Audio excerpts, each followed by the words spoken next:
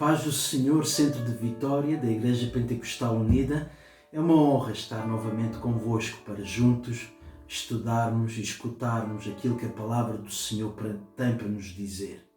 Em primeiro lugar, eu quero agradecer o Departamento de Oração do CVIPU pelo encorajamento que tem sido nestes dias de grandes dificuldades em que estamos a viver. Muito obrigado, Departamento de Oração, o irmão Times, por encorajar os irmãos a orar entre as 8h30 e as 9h30 de cada dia. Agradeço aos santos do Centro de Vitória que têm orado, intercedido pelas necessidades atuais da nação e também da Igreja. Eu tenho a certeza que as vossas orações têm tocado o trono do Senhor e coisas maravilhosas já estão a acontecer e vão continuar a acontecer. A todos aqueles que têm intercedido uns pelos outros e que têm orado, eu quero compartilhar convosco uma escritura em Tiago 5,16. A palavra do Senhor diz: orai uns pelos outros. Aqueles que vocês estão a fazer, orando uns pelos outros, é bíblico e agrada a Deus. E a palavra do Senhor diz: orai uns pelos outros para que sareis. A oração feita por um justo,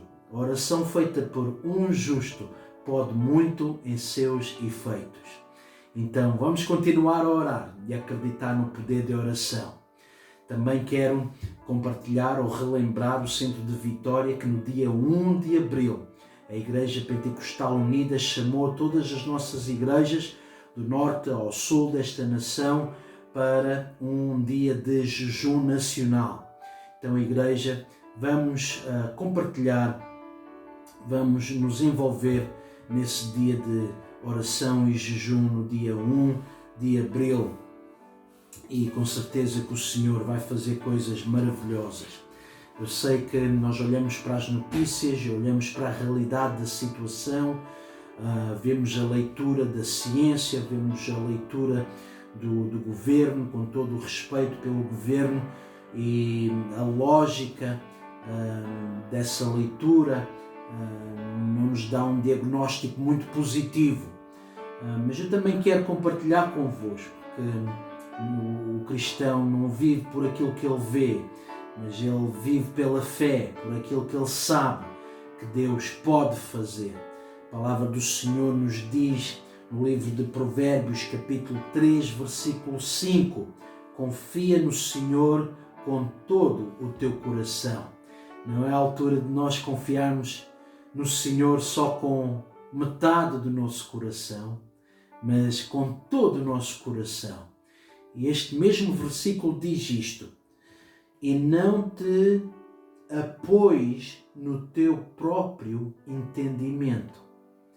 Às vezes, se nós apoiarmos no nosso próprio entendimento, facilmente vamos abrir a porta para a tristeza, o medo, a depressão entrarem e controlar a nossa vida. Não há passagem alguma que indique que essa seja a vontade do Senhor para o seu povo. O Senhor não quer que nós andemos com medo no dia da manhã, mas o Senhor quer que nós nos apoiemos na sua misericórdia, no seu grande amor, na sua grande fidelidade. Amém.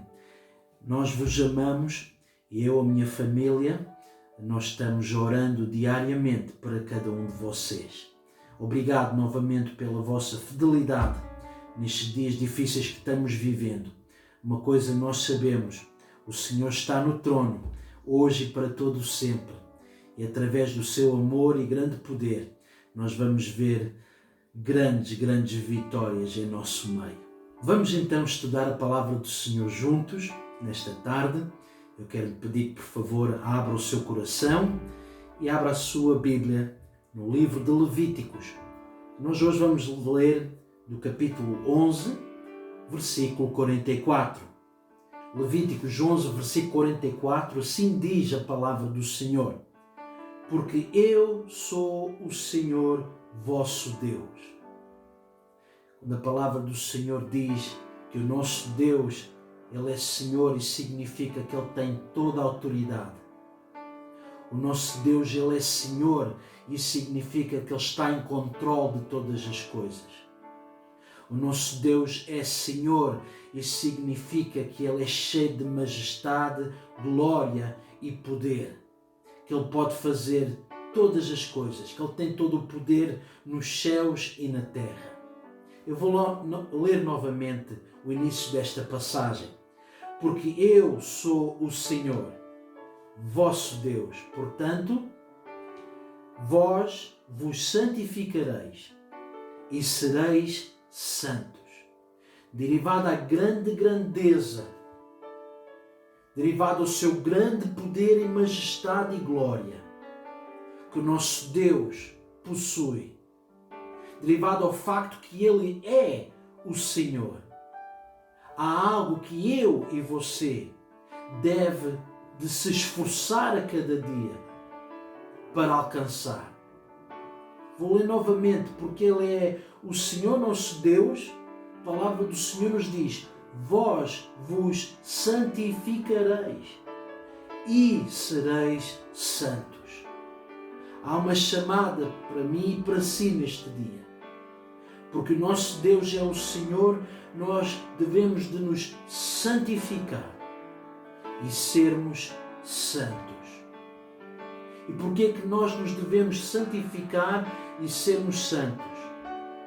Porque este Senhor, nosso Deus, Ele é santo. Eu vou ler novamente esta passagem antes de nós juntos orarmos e pedirmos ao Senhor que fale nos próximos minutos de uma forma real em nossas vidas. Levíticos 11:44, porque eu sou o Senhor vosso Deus.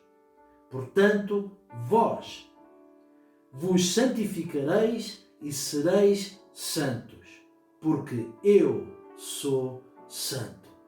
Vamos orar, igreja.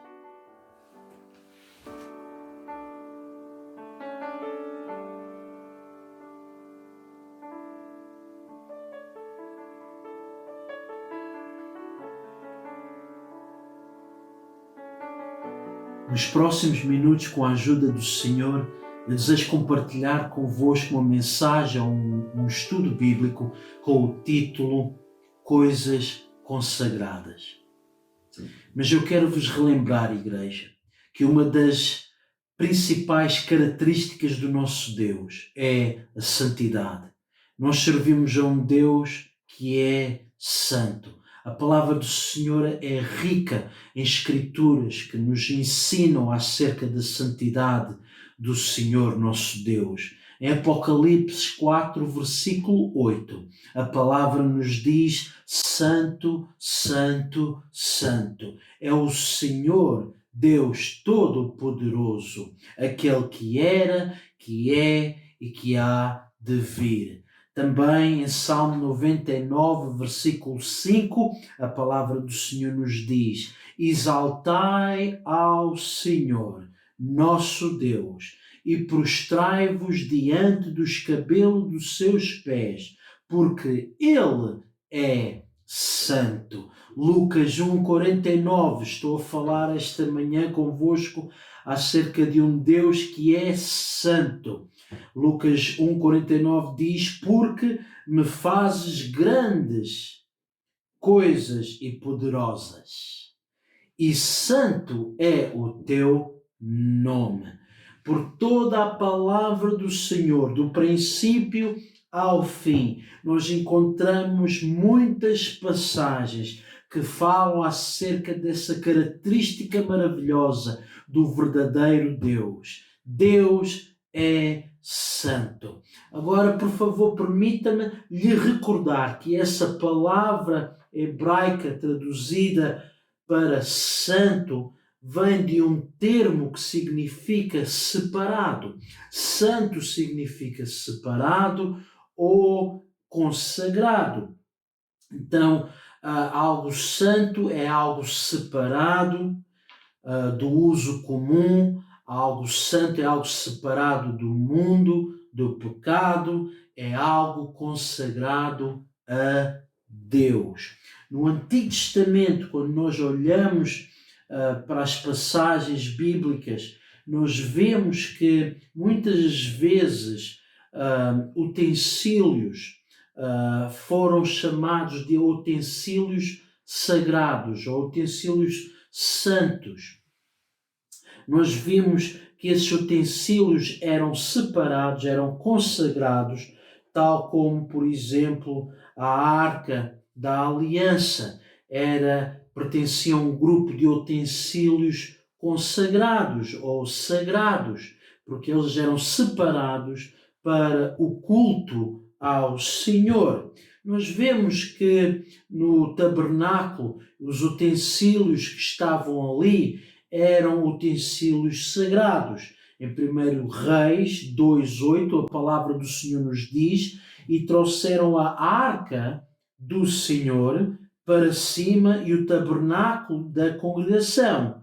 Veja bem o que diz a seguir: juntamente com todos os utensílios consagrados, todas as mobílias que faziam parte do tabernáculo, eram utensílios consagrados, noutras palavras, separados, santos, para o culto ao Rei dos Reis. A palavra do Senhor nos diz, juntamente com todos os utensílios sagrados que havia no tabernáculo. Assim os trouxeram para cima os sacerdotes e os levitas. Então nós vemos que há no Antigo Testamento, havia utensílios sagrados, o qual o povo deveria de demonstrar respeito para com eles, mas de forma alguma estes utensílios consagrados eram para ser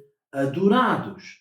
Por exemplo, a Arca da Aliança, que tem como símbolo a presença do Senhor entre o seu povo. A Arca da Aliança era sagrada, de acordo com as Escrituras.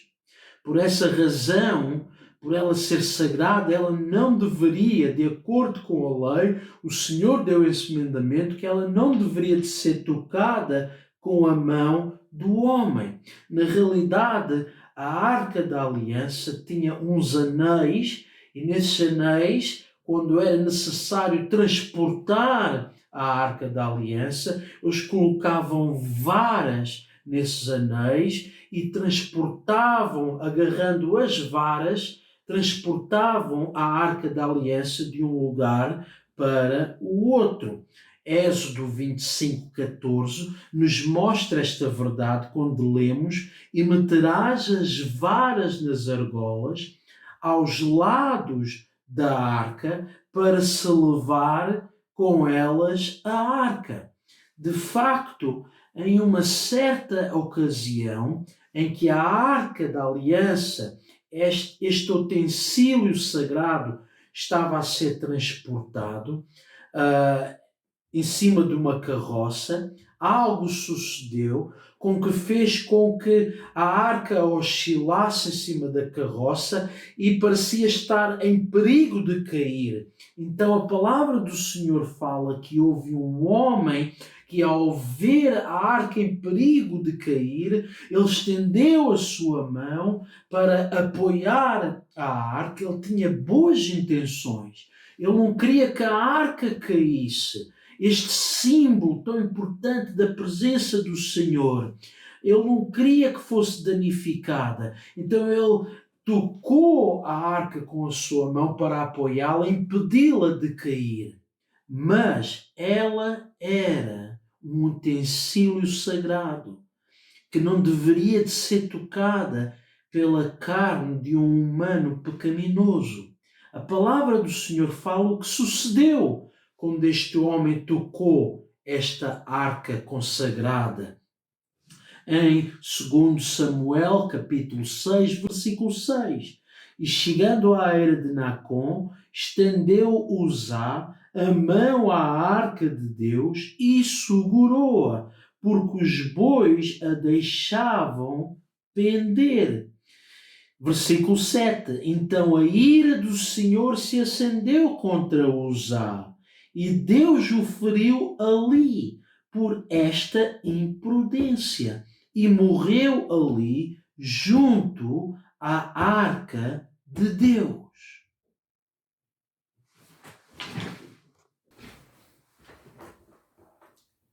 Dando seguimento ao tema que estamos estudando sobre coisas consagradas, eu pergunto: será que no Novo Testamento existem elementos ainda que o Senhor deseja que nós tenhamos o máximo de respeito, porque são elementos, são coisas consagradas para o nosso culto ao Senhor? Nós vemos que no Antigo Testamento as passagens são ricas em elementos, em utensílios consagrados, ou até mesmo, de acordo com a Escritura, sagrados. Na realidade, no Antigo Testamento, nós vemos que era mais do que a arca, que era um elemento sagrado. Nós vemos o óleo de unção, que era usado para ungir os sacerdotes e os seus descendentes. Também isso era um elemento consagrado, santo, que a palavra do Senhor, a lei, proibia que fosse reproduzido para outros fins. Na realidade, se alguém imitasse o óleo de unção, de acordo com a lei, ele deveria de ser retirado, deveria de ser morto, derivado ao facto que estes eram elementos sagrados. Existem outros elementos sagrados que a palavra do Senhor fala no Antigo Testamento, mas será que no Novo Testamento também existem elementos que merecem receber esse respeito por serem elementos consagrados ao culto ao Senhor? Vamos ver. Na realidade, eu quero compartilhar convosco alguns elementos que são consagrados ao Senhor, que o Novo Testamento realça nos dias de hoje. Por exemplo, o sumo puro de uva e o pão sem fermento, utilizado na Santa Ceia do Senhor, que o Senhor nos pediu hoje à Igreja do Novo Testamento a celebrar a Santa Ceia em memória do Senhor, em memória daquilo que Ele fez por nós no Calvário. Esta Santa Ceia tem dois elementos nesta cerimónia, que é o pão e o sumo de uva puro. O pão sem fermento, ele simboliza o corpo quebrado pelo Senhor na cruz. E o sumo de uva representa o sangue derramado pelo Senhor na cruz por cada um de nós.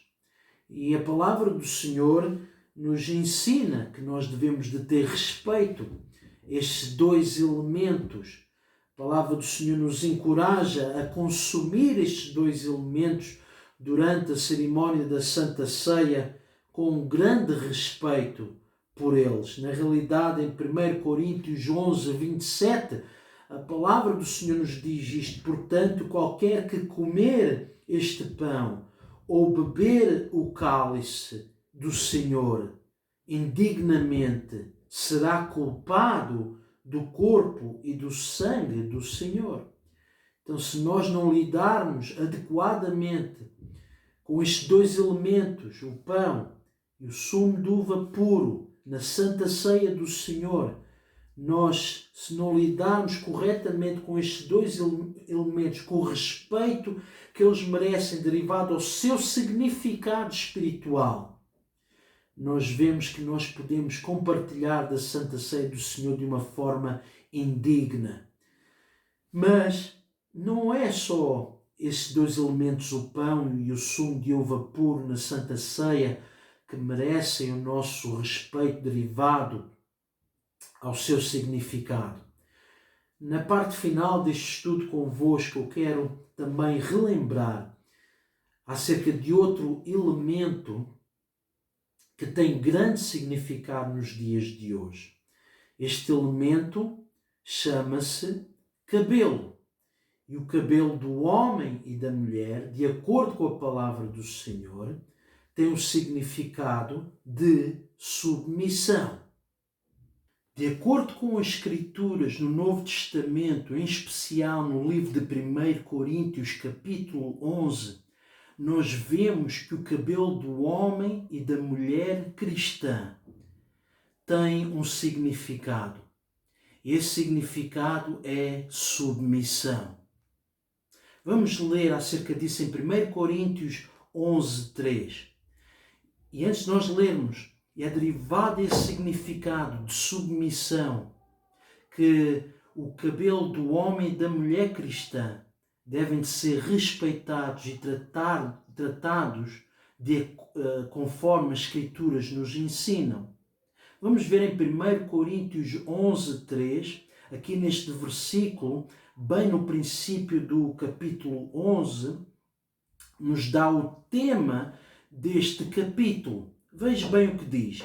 Mas quero que saibas que Cristo é a cabeça de todo o varão, e o varão a cabeça da mulher, e Deus a cabeça de Cristo.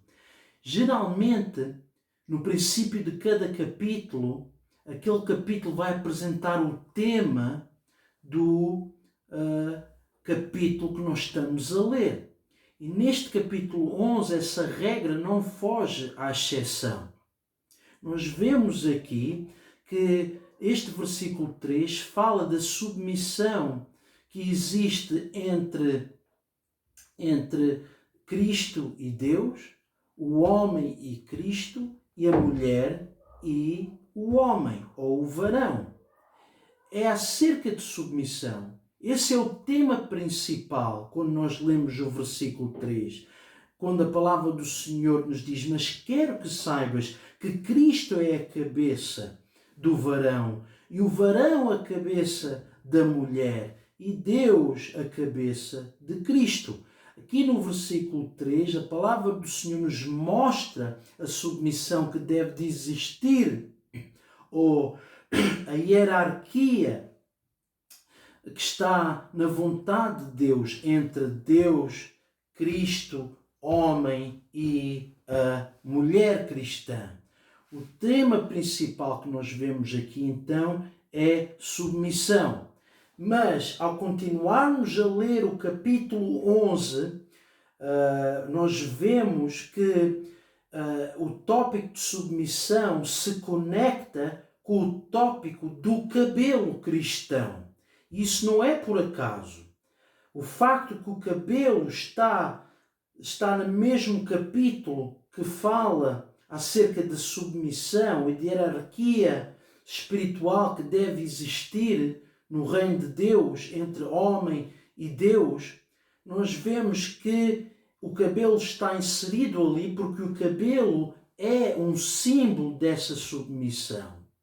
Nós vemos no versículo 4, começa agora a falar acerca do cabelo, e a palavra do Senhor nos diz: todo homem que ora ou profetiza tendo a cabeça coberta. E no contexto deste capítulo, a cabeça coberta ou descoberta está a falar em relação ao cabelo curto ou o cabelo comprido, o cabelo cortado ou o cabelo não cortado, o cabelo tosquiado ou rapado, ou o cabelo que não foi tosquiado ou que não foi rapado. Vamos ler novamente no versículo 4, e eu encorajo a igreja a estudar esta passagem. Você vai ver, se você estudar com tempo e com a ajuda do Senhor, você vai ver claramente a relação que existe entre o tema de submissão e o cabelo. O cabelo é um símbolo de submissão. Todo homem que ora ou profetiza, todo homem que presta culto ao Senhor, tendo a cabeça coberta, noutras palavras, tendo a cabeça com cabelo longo, desonra a sua própria cabeça. Qual é a cabeça do homem? A cabeça do homem é Cristo. Noutras palavras, aqui no versículo 4, aquilo que está dizendo a palavra do Senhor é que quando o homem tem o cabelo longo, ele desonra a sua liderança. Ele não está em submissão à sua liderança, que é Cristo. E agora no versículo 5 fala acerca do cabelo da mulher e diz: Mas toda a mulher que ora ou profetiza, noutras palavras, toda a mulher que presta culto ao Senhor, com a cabeça descoberta. Cabeça descoberta está a falar aqui no contexto desta passagem, está a falar de uma mulher com o cabelo curto, cabelo cortado ou cabelo tosquiado. Mas toda a mulher que ora ou profetiza com a cabeça descoberta desonra a sua própria cabeça. E qual é a cabeça da mulher? De acordo com o versículo 3, a cabeça da mulher é o varão. E em relação à cabeça descoberta, aqui da mulher no versículo 5, a palavra do Senhor termina este versículo dizendo: porque é como se estivesse rapada. Vamos continuar a ver agora no versículo 6 o que diz.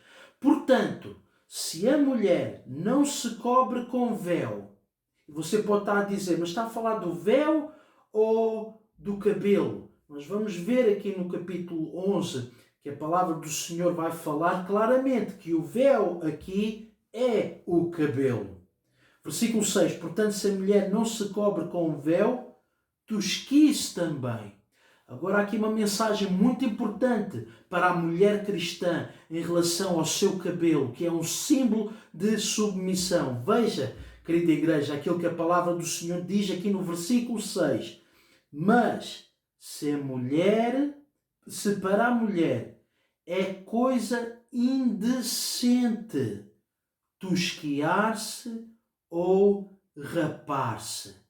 Eu sei que o evangelho comercial que tem enchido o cristianismo atual não prega, não ensina aquilo que esta passagem está dizendo. Mas esta é a palavra do Senhor. Esta é a mensagem que o ministério nos dias de hoje deve continuar a pregar. A mensagem que nós devemos pregar nos púlpitos verdadeiramente cristãos e apostólicos é que é indecente para a mulher tosquiar-se ou rapar-se. Eu vou ler novamente. Portanto, se a mulher não se cobre com o véu, tosquie-se também. Mas se para a mulher é coisa indecente tosquiar-se ou rapar-se. Noutras palavras, tosquiar-se ou rapar-se é indecente aos olhos do Senhor. Tosquiar-se e rapar-se não é a perfeita vontade do Senhor para o cabelo da mulher que representa submissão. Tosquiar-se ou rapar-se não é santidade. A palavra do Senhor diz: se para a mulher é coisa indecente tosquiar-se ou rapar-se, que ponha o véu. Mas pastor, será que o véu é o cabelo mesmo? O cabelo comprido, não tosquiado, não rapado? Versículo 15 responde a essa pergunta. Veja o que diz. Mas ter a mulher cabelo crescido lhe é honroso, porque o cabelo lhe foi dado em lugar de véu.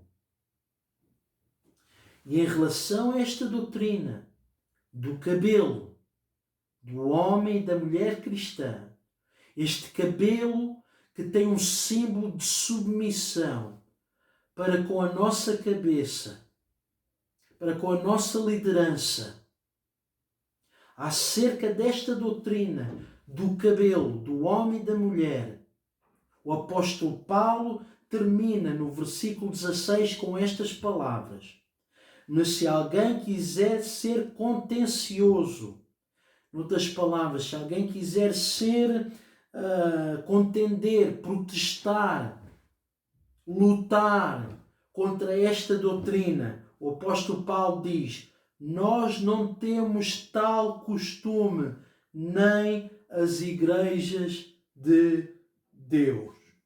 Queridos irmãos, o cabelo é um símbolo a respeitar. de acordo com a palavra do Senhor. Este símbolo que o cabelo tem é um símbolo importante. Demonstra a forma como o homem e a mulher cristã tratam do seu cabelo. Demonstra, é um símbolo da submissão que o homem e a mulher cristã têm para com os seus líderes, para com as suas cabeças. Queria dizer, igreja, esta doutrina faz parte da palavra do Senhor. Pastor, o que é que isto tem a ver com esta fase que nós estamos a passar? Pastor, porquê é que você está compartilhando isto neste momento? Será que não seria melhor nós falarmos acerca de outros temas como fé, coragem, perseverança? Com certeza que esses temas são importantes e são bíblicos, e nós temos ensinado bastante acerca desses temas diariamente. Mas, querida igreja, estes sinais de terremotos, guerras, pestes, são finais dos fins dos tempos. São os finais dos princípios das dores, antes do Senhor voltar. E, querida igreja, Ele vai voltar. Ele vai voltar, porquê? Para uma igreja santa. E uma igreja santa é uma igreja que vive de acordo com a palavra do Senhor. Uma igreja santa é uma igreja separada do mundo e que vive de acordo com a perfeita e santa vontade do nosso Deus. E graças a Deus que essa boa e perfeita vontade está ao nosso alcance através do ensino que a palavra do Senhor nos dá. Querida igreja, se estes acontecimentos no mundo não nos fazem querer orar mais, não nos fazem querer chegar mais perto de Deus, oh, querida igreja, algo muito errado está em nossa vida. Há uns dias atrás eu estava vendo um pai que ama o seu filho, obviamente, mas que comprou vários equipamentos de ginásio, para que neste momento de quarentena, neste momento em que não podem sair de casa, o seu filho pudesse estar a exercitar, a fazer exercício físico, para preparar o seu filho, para mantê-lo em forma, para que quando a época de futebol começar, o seu filho esteja fisicamente preparado para jogar à bola.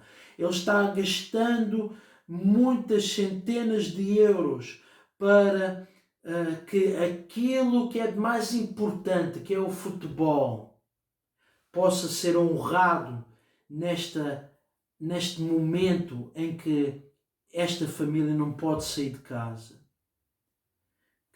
Que tipo de igreja nós poderemos ter antes da vinda do Senhor, no meio de todas estas situações que estão se levantando, pestes, doenças, guerras, tremores de terra?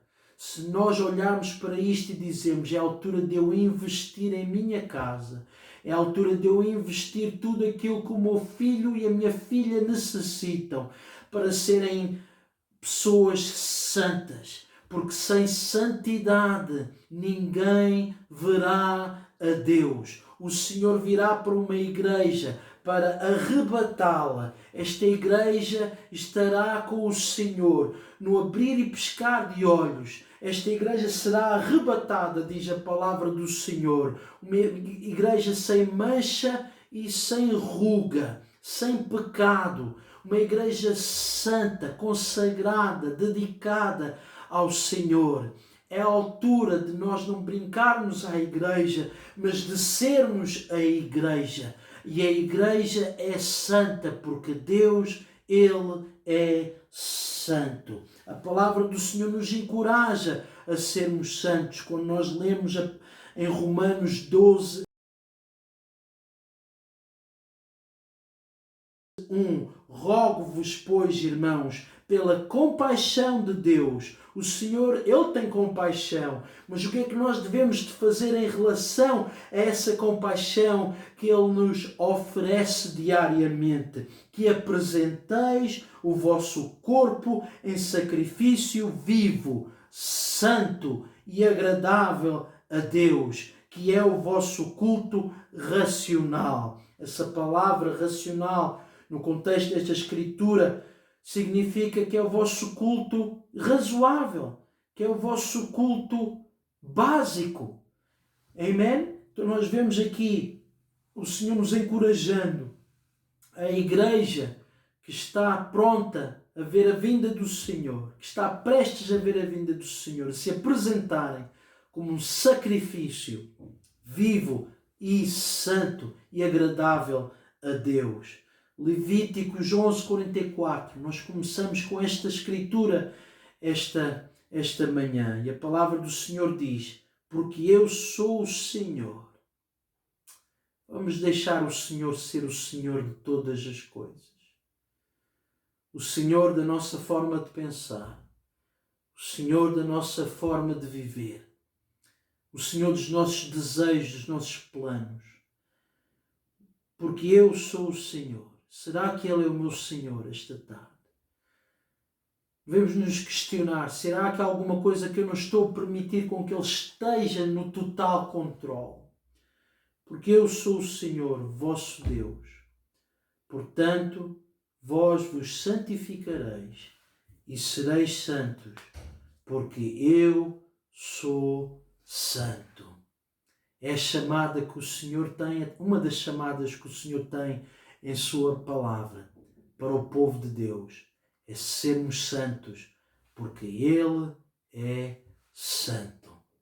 Querida igreja, que o Senhor use estes tempos que estamos a viver para reavivar em nós um novo desejo de andarmos de uma forma santa, sem pecado, uma forma consagrada.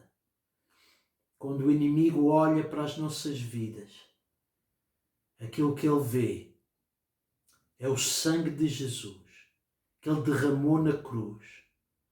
E porquê esse sangue que ele derramou na cruz? Para nos limpar de todo o pecado. Esse sangue é aplicado em nossas vidas quando nós somos batizados em nome de Jesus nas águas. Mas esse é só o início. Depois de nascermos de novo da água e do Espírito, devemos manter uma vida santa até à vinda do Senhor. E quando chegarmos lá no céu, num lugar onde não vai haver mais morte, mais tristeza, mais angústia, mais doenças, num lugar perfeito, num lugar eterno, nós estaremos para sempre na presença de um Deus santo e maravilhoso. Eu quero encorajá-lo esta tarde a acreditar naquilo que a palavra do Senhor tem para si em relação à santidade. Querida igreja, vamos amar a palavra do Senhor tal como ela é. Sem ela não há salvação. Vamos orar depois desta mensagem. Eu quero encorajá-lo a encontrar um lugar em sua casa, com a sua própria família. E vamos pedir ao Senhor que derrame um espírito de santidade sobre as nossas vidas. Derrame um espírito de santidade para que nós possamos ser santos como Ele é santo. Em nome de Jesus, vamos orar. Que o Senhor o abençoe. Até à próxima oportunidade.